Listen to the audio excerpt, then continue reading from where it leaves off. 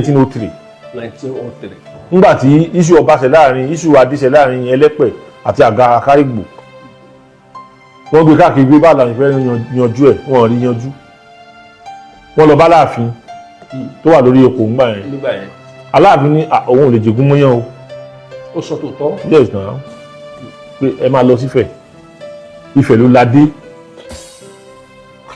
Ifẹ̀ ló ládé aláàfin tó wà lórí ipò ní 1903 so advised the colonial government officials that if you want to see an end to this crisis go to Ife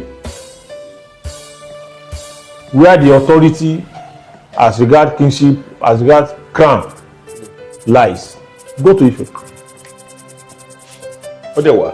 so làwọn òyìnbó ẹ̀ fi wá síbí òun náà fi wá bẹ Ọọ̀ni ìgbà yẹn Ọọ̀ni Síjú-Adé Olúbùṣe láti wá lọ pẹ̀tù sí aáwọ̀ tó ṣẹlẹ̀ mọ́ ẹ̀ wọ́n dẹ̀ rí ṣe. Síjú-Adé Olúbùṣe tó bàbá Ooni grandfather Síjú-Adé Olúbùṣe the second tó lọ.